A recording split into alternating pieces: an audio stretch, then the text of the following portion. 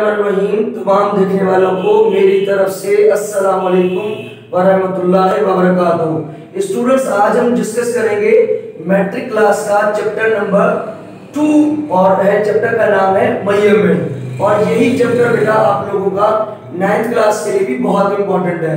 अब बेटा इसके एमसीक्यूज बहुत ही गौर से समझिएगा। पहला एमसीक्यूज है the fundamental unit of mass in SI system is. अब हमें पता है कि हमारी जो फंडामेंटल क्वांटिटीज होती हैं या हमारे जो फंडामेंटल यूनिट्स होते हैं, जो बेसिक क्वांटिटीज होती हैं, वो हमारी 7 होती हैं। तो अगर मैं आपसे पूछूं फंडामेंटल यूनिट्स कितने होंगे, वो भी 7 होंगे। तो उन 7 में से एक हमसे पूछ रहा है कि आपके पास मैस है, वजन, ठीक है। वजन अगर हमसे कोई पूछे कि भाई मैस क्या होता है, क्वांटिटी ऑफ मैटर, किसी भी जिस्म के अंदर मैटर की क्वांटिटी को हम क्या कहते हैं, मैस। अब यहां पर हमसे पूछ रहा है एसआई यूनिट। अब जब बेटा याद रखिएगा, वैसे हमें पता है कि किसी भी चीज को मेजर करने के लिए, नापने के लिए जो सिस्टम ऑफ यूनिट्स दिए गए हैं वो 4 हैं। पहला कौन सा होता है बेटा, एमकेएस, और दूसरा होता है सीजीएस, और तीसरा होता है एफपीएस, और उसके बाद चौथा होता है बेटा एसआई। तो यहां पर जो हमसे पूछा जा रहा है कि भाई मास आपका फंडामेंटल यूनिट है, मतलब हमसे यहां से ये पूछ रहा है कि the fundamental unit of mass. वैसे मास कौन सी क्वांटिटी है, फंडामेंटल है, तो हमें बताना है कि जो मास का यूनिट होगा वो ऐसा सिस्टम में क्या होगा। तो बेटा हमें पता है कि मास का यूनिट अगर ऐसा सिस्टम में देखा जाए तो वो आपका किलोग्राम होता है। तो स्टूडेंट्स ये याद रखिएगा कि मास का जो ऐसा यूनिट होगा वो आपका किलोग्राम होगा। अगर हमसे सीजीएस पूछता तो हम कहते ग्राम, अगर हमसे कोई और पूछता फिर हम इस तरह आगे बढ़ते जाते। उसके बाद स्टूडेंट दूसरा एमसीक्यू है 10 पावर -6 सेकंड इज गार्ड। अब हमसे यहां पे पूछ रहा है बेसिकली बेटा, यहां पे जो लिखा है 10 पावर -6, ये आपके बेटा प्रीफिक्सेस है, ठीक है। तो प्रीफिक्सेस आपको याद करने पड़ेंगे। इंशाल्लाह मैं नेक्स्ट वीडियो में प्रीफिक्सेस के लिए एक बहुत ही अच्छी वीडियो लाऊंगा और उसको याद करने की ट्रिक भी बताऊंगा, तो आप वो जरूर देखिएगा। आज के लिए बस इतना समझ लें कि बेटा याद रखिएगा कि 10 पावर -6 सेकंड जो है वो बेटा बराबर होता है किसके, माइक्रो सेकंड के, माइक्रो सेकंड। और इसे अब यही सेम एमसीक्यू ऐसे भी आ सकता है बेटा। अब देखिए यहां पे क्या लिखा हुआ है 10 पावर -6, तो इसके जवाब में भी ऐसा लिखा हुआ भी आ सकता था माइक्रो। बेटा माइक्रो की क्या निशानी होती है, ये वाली, तो यहाँ पे ये भी निशानी आ सकती है, ठीक है जी, ओके। उसके बाद यहाँ पे बेटा पूछ रहा है तीसरे एमसीक्यूज में कि 1 किलोग्राम इज इक्वल टू, कि जो 1 किलोग्राम होता है ये किसके बराबर है। तो हमें तो पता है कि 1 किलोग्राम में ग्राम में भी ग्राम भी होते हैं, ठीक है, और भी बहुत सारी चीजें होती हैं। फिर हम अपने ऑप्शन को देख करके हम बताएंगे कि हमारा जवाब क्या है। अब देखिए आंसर्स जितने भी मौजूद हैं यहां पर आपके आंसर्स ग्राम में मौजूद है, तो हम देखेंगे कि जो 1 किलोग्राम होता है इसके अंदर कितने ग्राम होते हैं। तो हमें पता है कि 1 किलोग्राम के अंदर बेटा कितने ग्राम होते हैं, 1000 ग्राम होते हैं, ठीक है।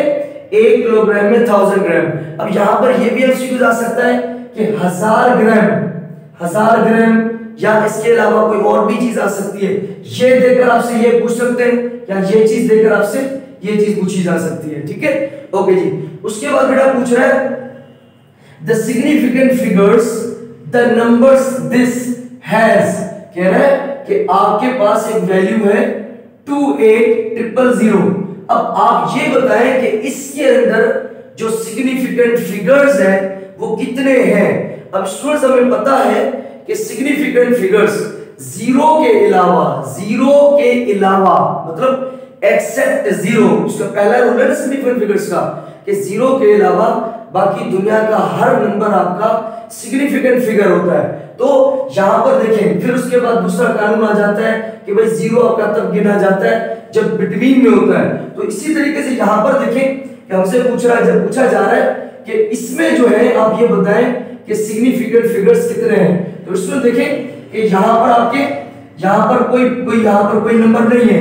अगर यहाँ पर कोई नंबर होता तो हम कहते हैं कि सारे सिग्निफिकेंट फिगर्स हैं, मगर यहाँ पर आखिर में कोई नंबर नहीं है, तो यहाँ पर सिर्फ 2 सिग्निफिकेंट फिगर्स है, तो हम कहेंगे देयर आर 2 सिग्निफिकेंट फिगर्स।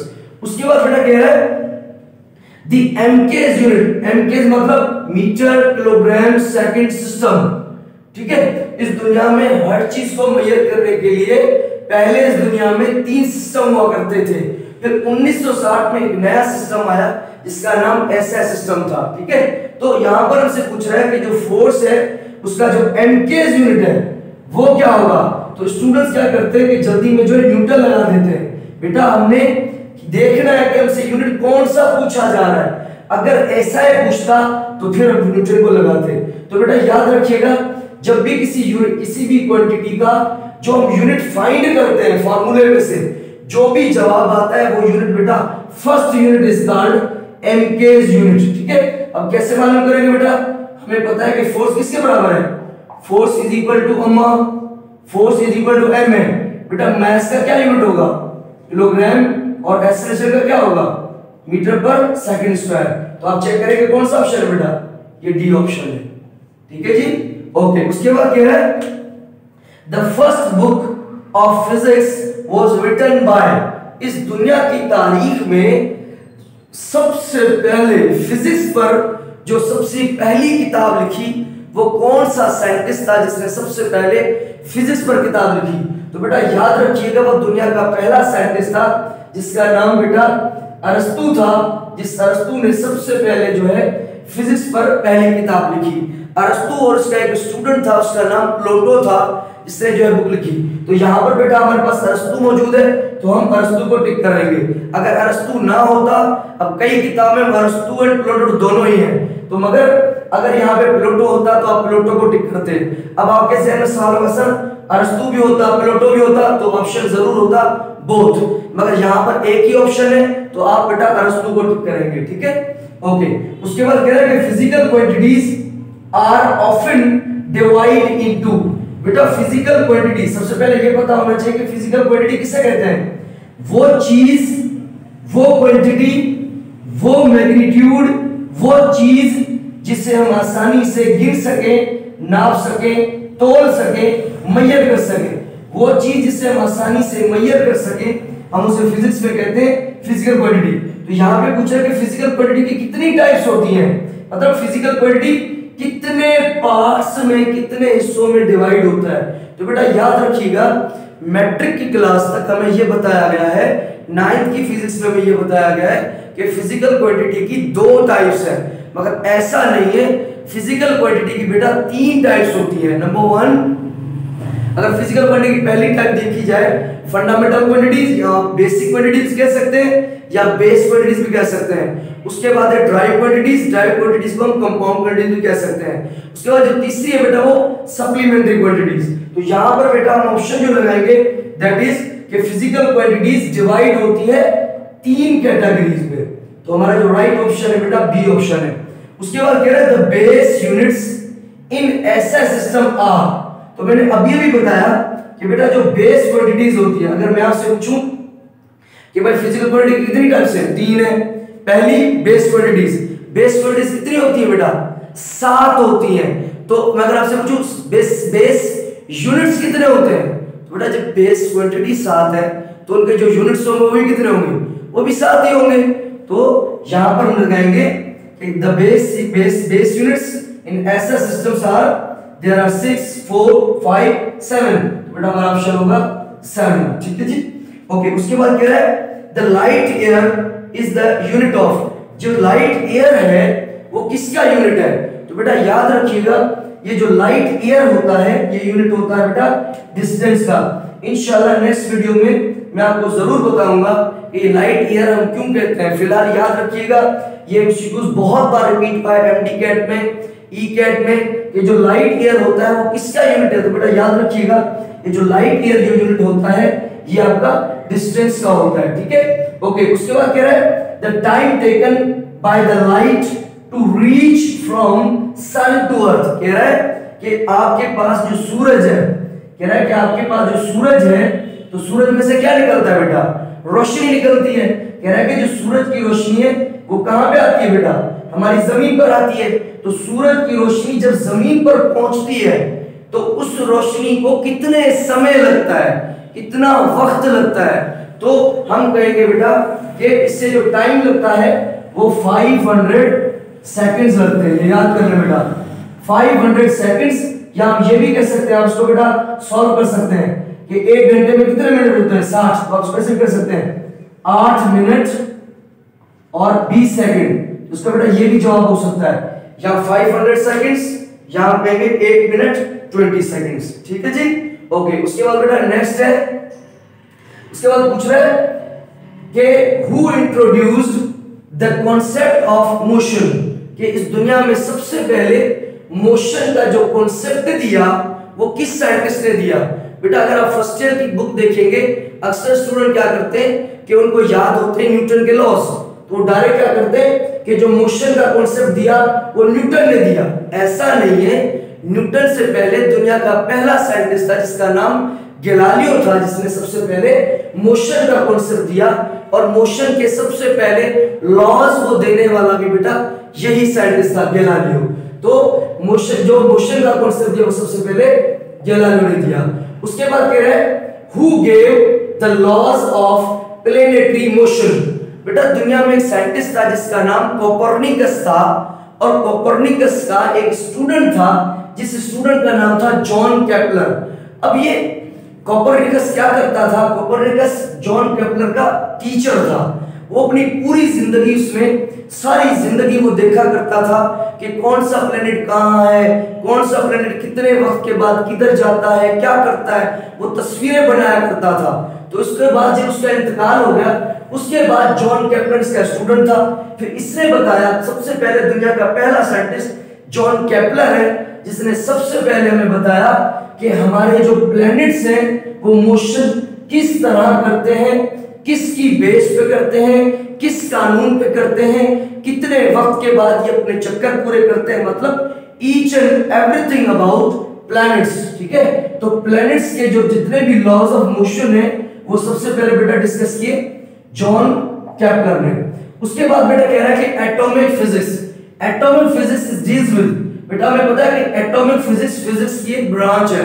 तो अगर मैं आपसे पूछूं एटॉमिक फिजिक्स हमें किसके बारे में इल्म देती है, तो हम कहेंगे एटॉमिक फिजिक्स का वो इल्म है, वो तालीम है, वो नॉलेज है, वो इंफॉर्मेशन है जो हमें तालीम देती है बेटा एटम्स के बारे में। ठीक है, तो वो इल्म, वो तालीम जो एटम्स के बारे में हो, हम उसे कहेंगे एटॉमिक फिजिक्स। उसके बाद है बेटा न्यूक्लियर फिजिक्स। कह रहा है कि न्यूक्लियर फिजिक्स जो है वो किसके बारे में तालीम देती है या किससे ताल्लुक रखती है, तो हम कहेंगे न्यूक्लियर फिजिक्स की वो ब्रांच है, वो इल्म है, वो तालीम है जो हमें न्यूक्लियस के बारे में बेटा बताती है, न्यूक्लियस के बारे में इल्म देती है कि न्यूक्लियस कैसा होता है, क्या होता है, न्यूक्लियस के अंदर कौन होता है, मतलब each and everything about nucleus. उसके बाद कह रहे हैं the number of fundamental quantities are. अब मैंने आपको पहले भी बताया कि अगर आपसे कोई पूछे कि फिजिकल क्वांटिटीज कितनी होती हैं, तो आप कहेंगे लामहदूद। दुनिया में तो बहुत सारी हैं, क्योंकि हर वो चीज जिससे हम आसानी से नाप सकें उसे हम फिजिकल क्वांटिटी कहते हैं। ठीक है, तो फिजिकल क्वांटिटीज कितनी होती है, लामहदूद। मगर अगर कहा जाए कि फंडामेंटल क्वांटिटीज आर, क्या कह रहा है, द नंबर ऑफ, मतलब फंडामेंटल क्वांटिटीज की तादाद कितनी होती है, कितनी होती है, तो हम कहेंगे देयर आर 7। ठीक है, 7 क्वांटिटीज होती है बेटा। ओके, उसके बाद कह रहा है द साइंस व्हिच डील्स या which is related to observation and measurement.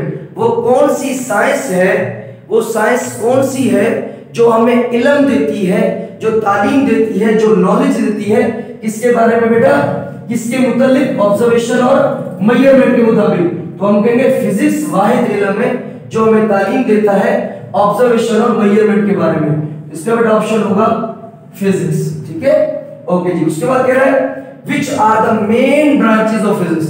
बेटा फिजिक्स की जो मेन ब्रांचेस है वो कौन सी है।